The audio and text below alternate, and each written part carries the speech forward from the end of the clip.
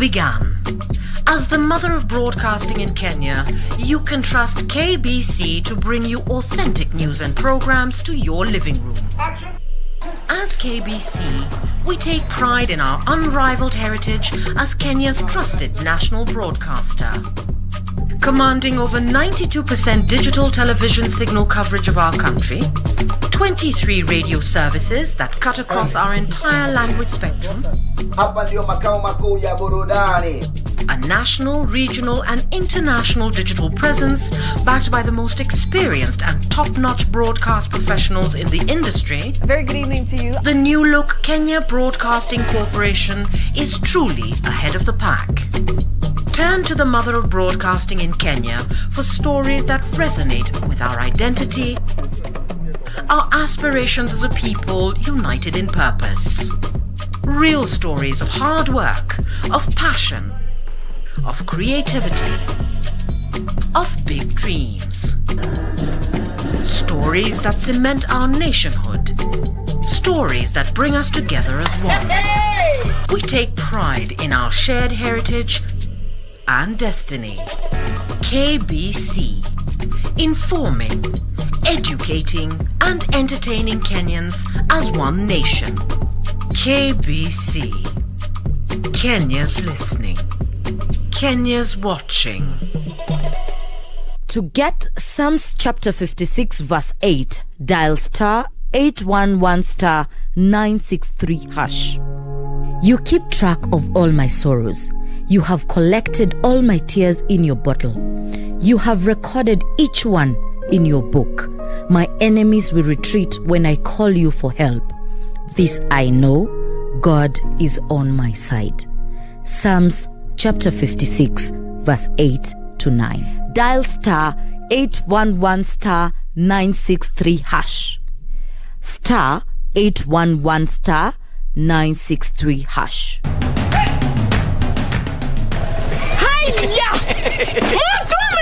Ala, Nissan Serena ndio hii. Na unaweza kuwa wewe ndio tunapikia simu. Kodi ya Nissan Serena ni NS. Alafu kisha kwenye amount ni 50 bob. Hii Nissan Serena tunakupatia na shilingi 50. Kujiunga na QuickBid ni rahisi. Enda kwenye M-Pesa, bonyeza paybill kisha weka business number 4032353. Kwenye account weka kodi ya bidhaa unayotaka na bid yako ya chini zaidi. Kwa mfano TV 16. Kisha weka shilingi 20 tu kama idadi yako. Weka bid yako pia kwenye www.quickbid.co.ke. Kumbuka, bid ya chini zaidi ya kipekee ndio hununua. QuickBid, bidhaa bora kwa bei ya chini.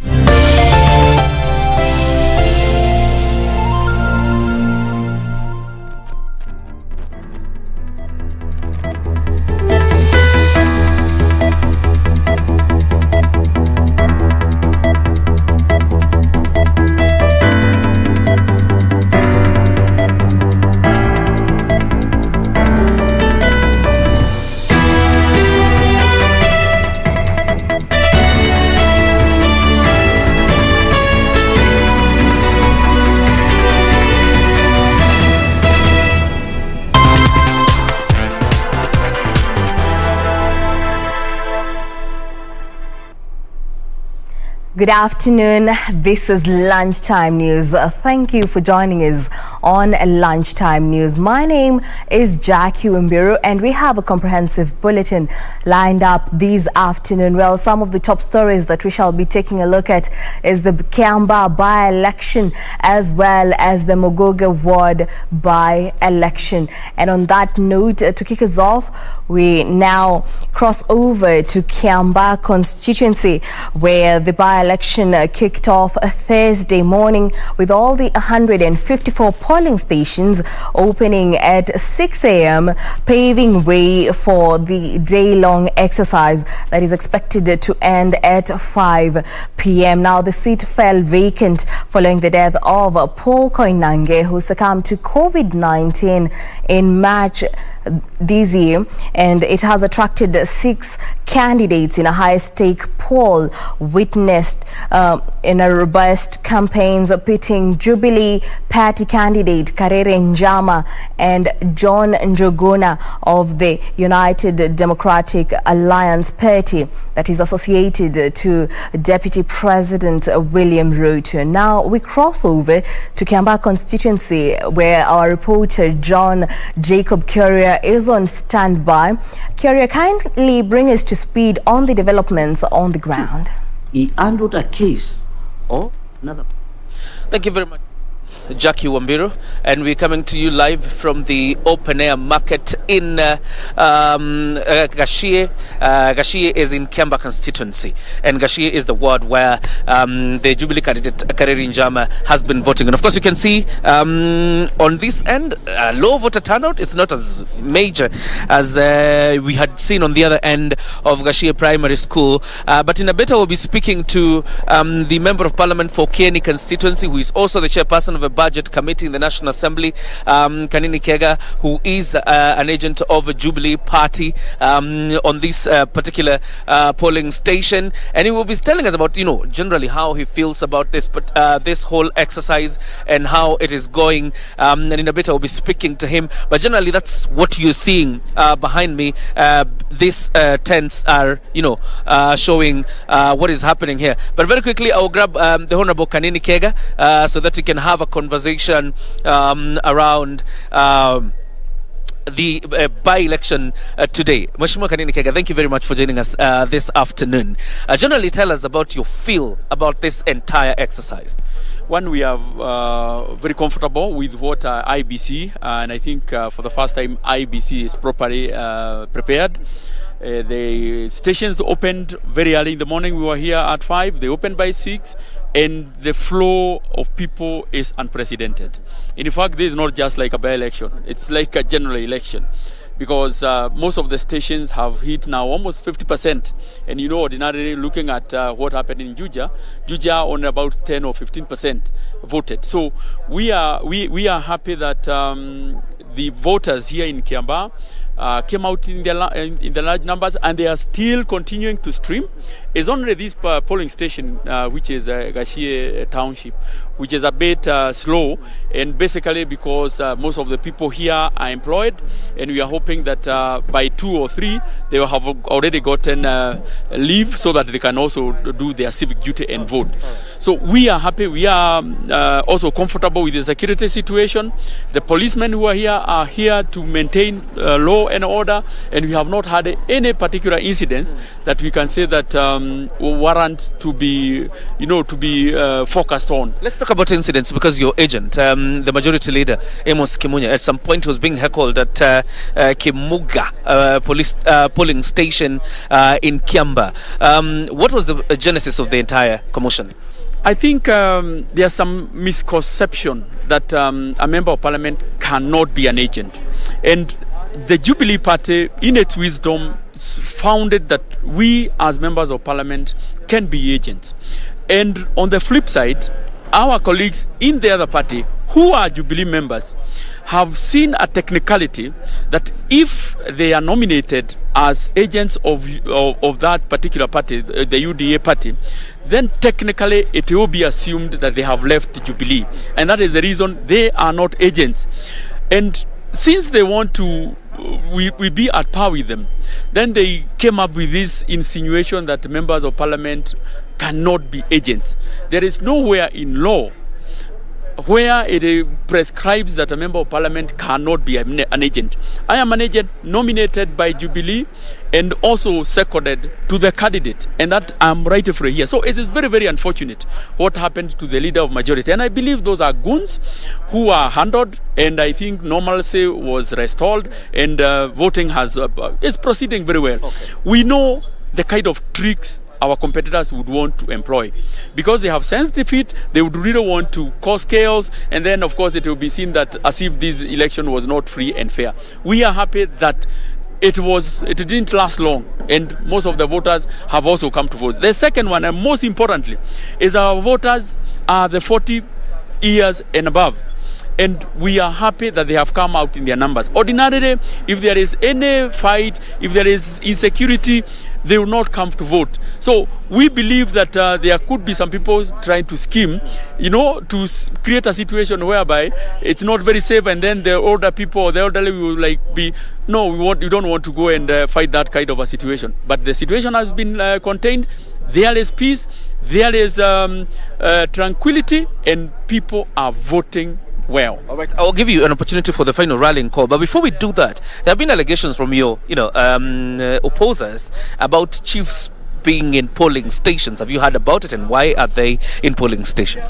You are here. This is a polling station. This is an example of a polling station. You have also been in other polling stations. There is nowhere we have employed chiefs, unless they have come to vote. Because if a person is a chief, and I believe a chief will ordinarily vote in that particular place, unless the chief has gone there to vote, and you cannot deny a chief, the right to vote. There is no presence of chiefs here. Those are just, they are giving excuses, basically because they have sensed defeat, and we are telling them to humbly accept that on this one, Jubilee has been able to trump, and our candidate, Kadedi Jama, is poised to win this election with a landslide. What will this win mean for President Uhuru Kenyatta as we wind up, if indeed Jubilee scoops the Kiamba constituency seat? It will emphatically confirm that, one, Jubilee is not dead, as people are trying to insinuate. Secondly, it will affirm that His Excellency Uhuru Muigai Kenyatta is still the leader of Mount Kenya. And moving forward, if you want to engage Mount Kenya, if you want any person, if you want to engage Mount Kenya, you don't just come direct. We are regimental. Come through our leader. That is the message. And we are looking forward, when we will be doing the tallying, to make sure that our candidate wins, so that we can shame those who are trying to invade our bedroom. Why is the demographic, you've pointed about the 40 plus years, coming out to vote? It appears like the youth are not coming out to vote. Probably, have you been able to understand why? It's naturally, the youths get hyped up, and sometimes they are also carried by the waves. But the elderly people, when they make up a decision, when they make up their mind, they usually follow that, and it is followed to the letter. On fact, Kadedi Jama has been with the people here. He was here in 2013. He vied, but he didn't succeed. But he didn't leave these people. In 2017, he vied. He became the number two, a very strong number two. He didn't leave them. So those old people do not forget. They have not forgotten that Kadedi has been with them for the last 10 years. And it is a time for them to also reward him. And secondly, they know that he has walked this path with them. So that's the reason I believe that today will be a good day when our candidate will finally triumph. And it is not just a success of this constituency, it will be a success of the country and of the Jubilee Party moving forward. All right. Thank you very much, Honorable Kanini Kega, the Member of Parliament for Kieni constituency, the Chairperson of a Budget Committee in the National Assembly. Generally, that's what is happening around here. Cometh the moment, cometh the hour. The hour of reckoning is here for the 8 candidates who are vying in the Kiamba parliamentary by-election. Already nearly all the candidates have voted in this particular by-election, and when that moment comes calling, that is somewhere around 9 p.m. 10 p.m. when we expect that probably the IBC will declare a winner. One winner will be declared, the other 7 goeth home. Back to you, Jackie Wambiru. We'll be covering this by-election in other areas of Kiamba constituency. But like I told you, this is the open-air market in Gashie. And people continue, streaming into the polling stations as they cast their vote. And we'll be sure to update you as events happen. Back to you, Jackie.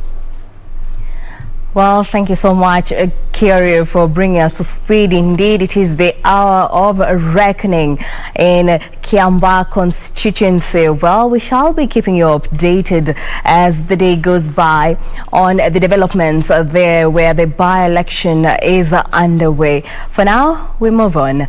Traders at Kiamba Market in Kakamega, Mumias sub-county have held demos over what they have termed as alleged harassment by police in the area. The traders claim they have experienced difficulties running their businesses due to disruptions by police officers who are harsh in their enforcement of COVID-19 measures. Let's take a look.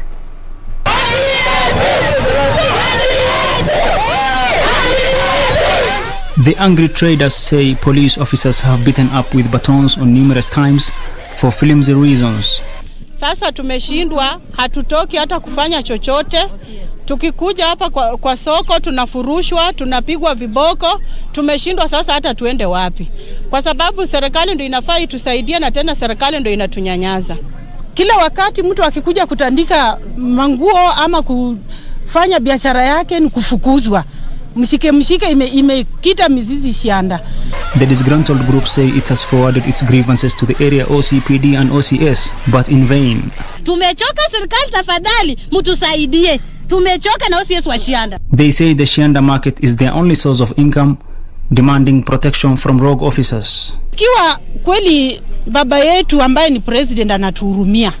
Mimi naomba popote penye yako, ninajua naonekana kwa screen na sio kwa ubaya. Ninaomba atusaidie hata kama alegezeko kamba, kwa sababu mtu akikuja kutandika vitu auze apate vile atapeleka mtoto form 1 anafukuzwa. Are we not molting thugs?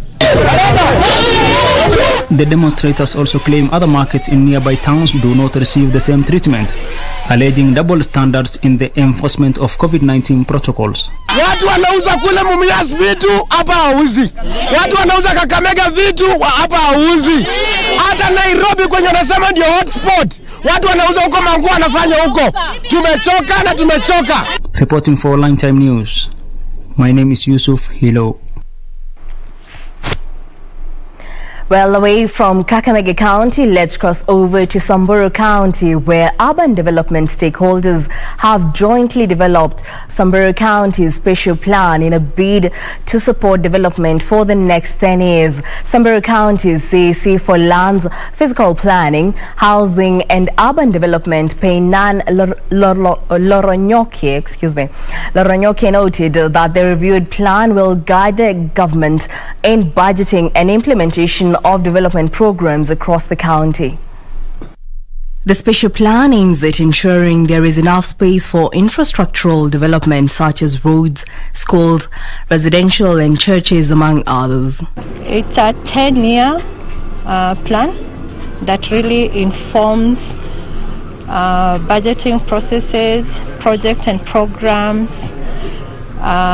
It entails a sustainable use of land and management of land, security of land rights, and so much on it. The plan also entails the transformation of group ranches into community land. Head of Natural Resources at FAO, Husnam Barak, said spaces have also been set for pastoralism, conservation and protected areas. So then this plan will inform all other urban development plans in the county, the town plans, the municipality plan, and all those. Samburu County Head of Planning and Urban Development Solomon Ambwere directed those who have encroached the land set aside for development such as roads to vacate immediately. On public utility land, that should not be entertained. We are talking about planning for the future generation. A road should have a minimum of 9 meters. The government says it will team up with local administration in Mandera to address the constant clan conflicts in the region. Mandera County Commissioner Onesmus Kiamba says the government will be relying on local leaders to tone down tension and have locals live in harmony. Clan tensions have been building up in Wargadud and Alungu wards in the last 3 months following attacks and counter-attacks that have claimed the lives of several people. The latest violence between the Gara and Murale community has forced hundreds of families to flee from their homes. waweke benduki, wakitaka kutafuta malisho waje watafute, wakitaka maji wakuje kutafuta, lakini wasitembee na benduki ndani ya watu. A 10-member task force committee drawn from the communities is set to transverse the two constituencies and preach the gospel of peace. Na kama mwakilishi wao wa Elwak North na kuomba na naendelea kuomba kama utatuletea security ya kutosha kwa hii area, ili hawa watu pia wakae na waone ya kwamba watoto wao wanaenda shule na usalama. Mandera County Commissioner Onesmus Kiatha has urged the two communities to live and coexist together. Mimi nimeambia hao wenzangu wa kutoka Lafe, lazima wakae chini na hawa washirikiane.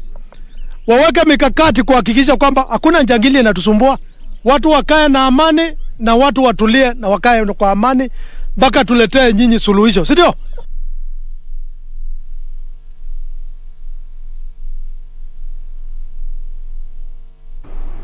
In other news, Coast Regional Commissioner John Elungata is calling for speedy completion of various national government projects in Tana River County. Speaking during supervision of the 200 million shilling Hola Integrated Fruit Processing Factory in Boje Galole constituency, Elungata assured the county leadership that all ongoing installed projects will be completed.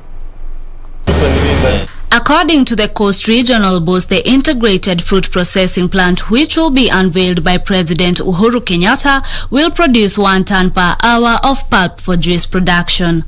He expressed regrets that projects which sought to improve rural livelihoods and food security were taking too long to come to fruition. Tunasikitika kwamba hatuja launch mradi wa maana ambao umefanywa na serikali kuu hapa Tana River. Wengine tumefanya, umesikia Lamu, umesikia Kilifi, umesikia Mombasa, umesikia Kwale, umesikia Taita Taveta, lakini Lamu hapa Tana River bado. Let's support all government projects. County government projects, national government projects. Let's support them. Tusikubali kila wakati serikali inawekeza tunaanza kuvuta pande hii pande ile. He also appointed out the 7.5 billion shilling gravity water project at Bura irrigation scheme. One of the stalled projects in Tana River County will now be completed in 9 months after the project was awarded a new contractor. Ni mradi ambao kuwa unaweza kuleta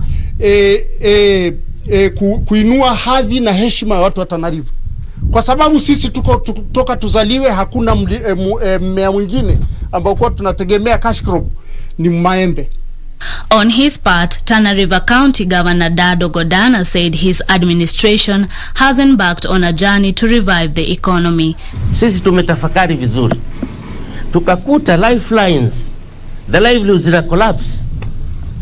Agriculture is collapsing, horticulture is collapsing, apiculture is collapsing, mariculture is collapsing, livestock is collapsing. All those livelihoods are collapsed. Janet Kamau, Lunchtime News. Well, that report brings us to a break here on Lunchtime News. Don't go too far. We'll be back in a jiff.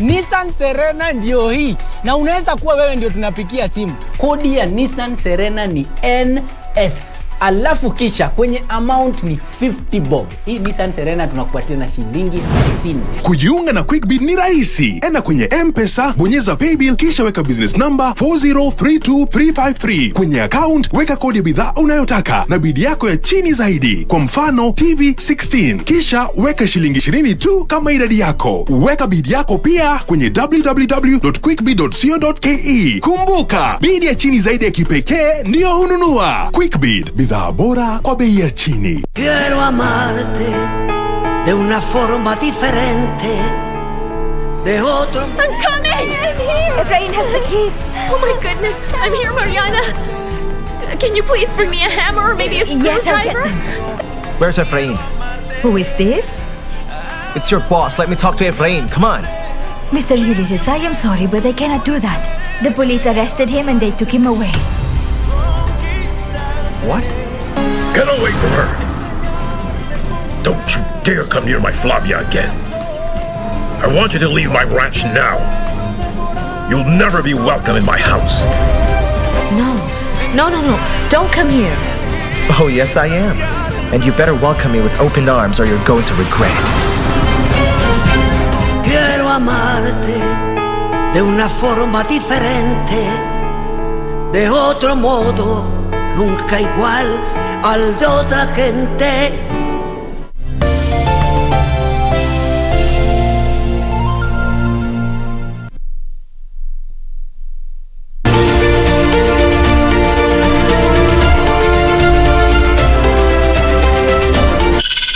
The vulturine guinea fowl, an animal that has the head of a vulture, the colors of the most brilliant of species, and the tail of a peacock. What I love most about the birds is their behavior, their calls, how the males attract the females. It's very fascinating. We are still studying the reason why anybody in the group can initiate movement and all the rest will follow. This is Wildlife Warriors, and I'm Paula Kahoma.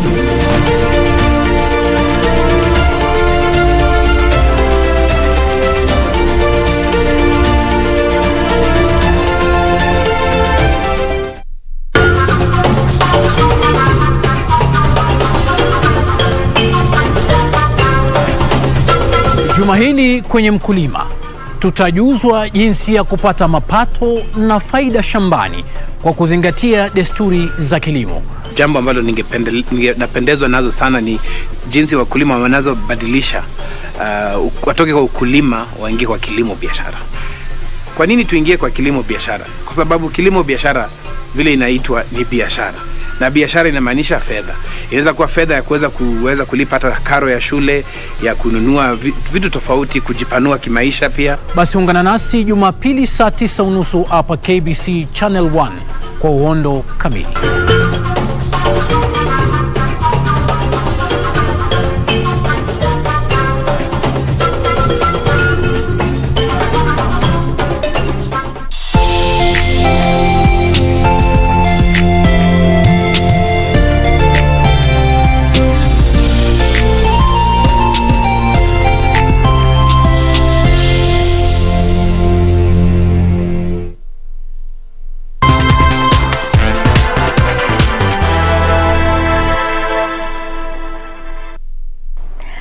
Welcome back. Now let's cross over to Muguga ward where the voting is underway in Muguga ward in Kabete constituency, whereby the 29 polling stations opened at 6 a.m. The seat fell vacant after area MCA Eliud Ngoge alias Vivia passed on in March 16th. Well, remember there are 18,367 registered voters.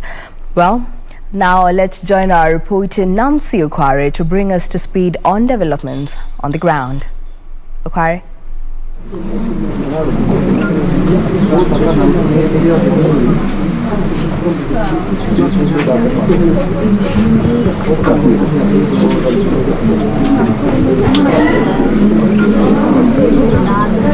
Well, a very good afternoon to you, Jackie Wambiru, back at the broadcasting house. Indeed, we are coming to you live from Muguga ward, where the by-election is currently ongoing.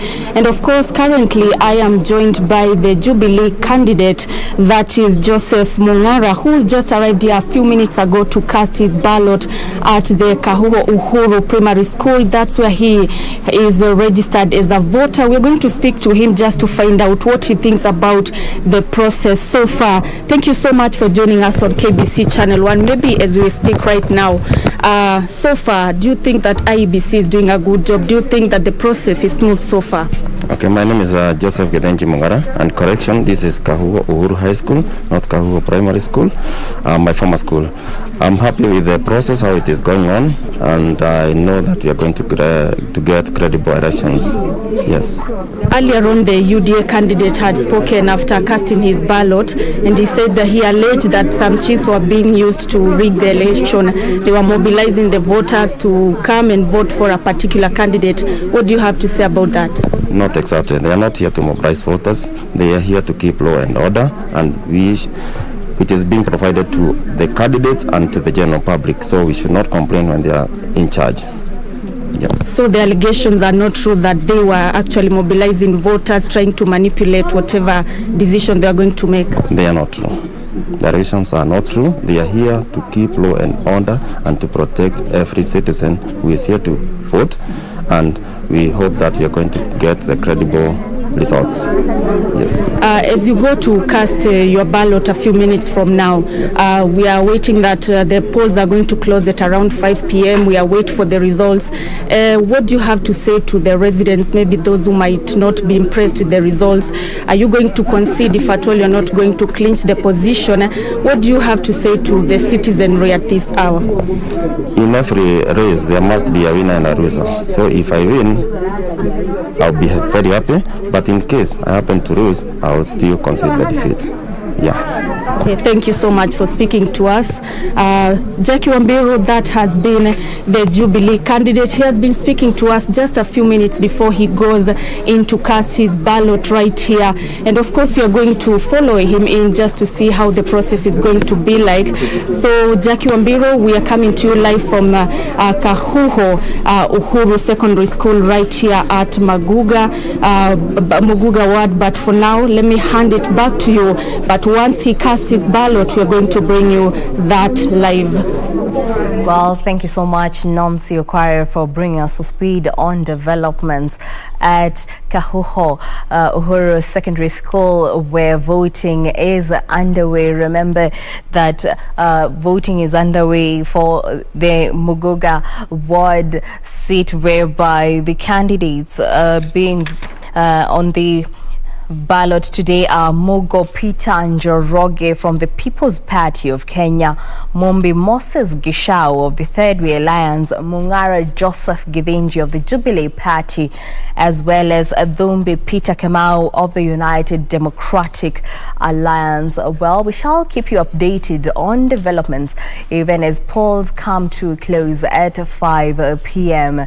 Now, moving on, elders from Warring, Turkana, Pokot and Marakwet communities have signed a peace accord promising to champion peace in their respective regions. Speaking at Orwa area where the pact was entered, the elders promised to deny politicians any opportunity to plant seeds of discord. Speaking during the signing of the peace accord, West Pokot County Governor John Nyangapo said the warring communities are grappling with infrastructure challenges attributed to years of conflict. Tuliamua kauli moja kama viongozi wenu, mahali amani iko, mahali amani inatafutwa, tunawachana na tabia ya siasa, tunawacha siasa mbali na tunawacha ukabila mbali na tunaenda kuangukia mahali amani iko. Sharing the same sentiments, Samburu County Deputy Governor Julius Lesotho added that insecurity has denied affected areas the opportunity to enjoy benefits of devolution. Sisi kama wafugaji tunataka amani, kwa sababu tumeachwa nyuma kimaendeleo, kimasomo na kila kitu. Ni wakati wetu sasa kuweka amani. The elders who signed the peace accord at Oro vowed not to encourage politicians from planting the seed of disunity. Hivi sasa tumesanyika pamoja na tumetambua kwamba kuna umuhimu wa kuishi pamoja. The Orwa aerial meeting saw the formation of a 60-member peace committee that will spearhead peace by conducting peace caravans in the region. For Lunchtime News, I'm Jacqueline Masharia.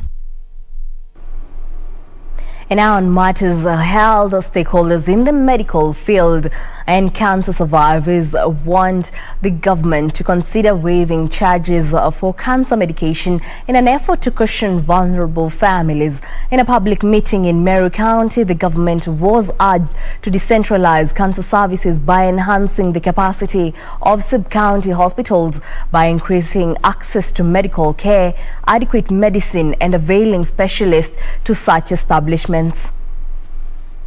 Dawa haipatikani, hata ikiwa na hiyo bei kali haipatikani pale hospitali. Kwa hivyo haya ni mambo ambayo na sio hapa tu tumeyasikia, hii mambo tunayasikia kila mahali. Kwa hivyo hii ni mambo tunafikiria tutaenda tupelekee waziri wetu na PS wetu, na wataketi chini, wataona kama ingine itabidi pelekwe bunge la taifa ndio hiyo mambo ibadilishwe. Sasa tumeamua sasa ni wakati wa kukuja mashinani kusikia maneno ya wananchi.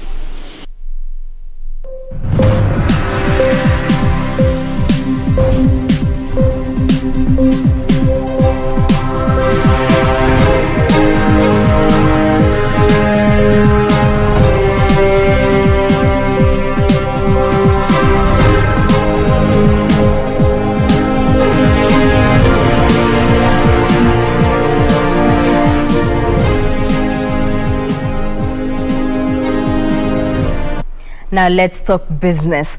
Busia County is set for increased fishing activities in the near future. The county, which was voted the best in implemented and aquaculture business development program, the devolved unit government says it will increase investment into the sector that will include construction of additional fish ponds and an ultra-modern fish market. And sourced 14.9 billion shillings from development partners to promote aquaculture in the country. The program is implemented in 15 counties that includes Busia County. Busia County has been named the best county in implementing the aquaculture business development program. The county says it intends to show up fishing activities within the county by constructing additional fish ponds in 2 primary schools. We've managed to put in 5. Samia na Bukuna Moboto in Bukani, it's in operation.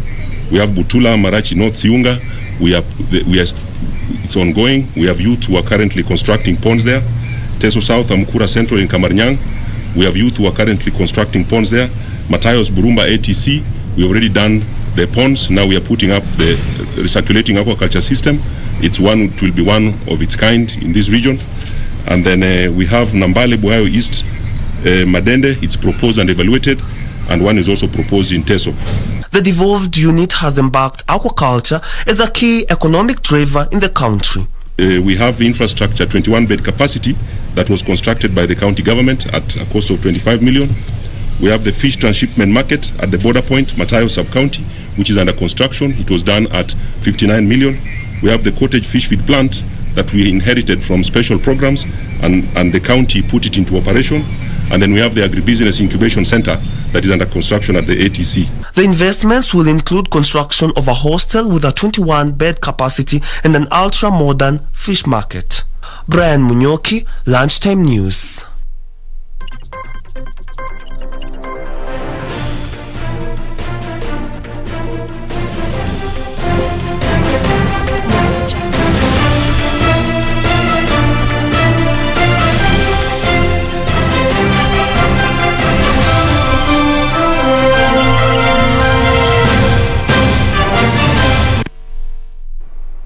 And on matters of sports, Rafael Benitez says he is determined to shape an Everton side that can challenge for titles in the near future and bring a winning mentality amongst players to every fixture, the toughest contest.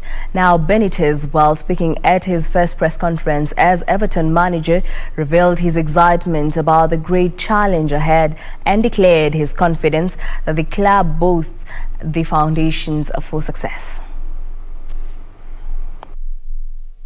Benitez, who has won 13 major trophies as a manager, has outlined the qualities he will demand his players show every time they step out on the pitch. Despite it, added that he has been encouraged by the attitude and application of the players since they returned to USM Finch Farm for pre-season training last week. My approach since I was in Valencia was one game at a time, think about the next game as an opportunity to win, and after see what happened. Obviously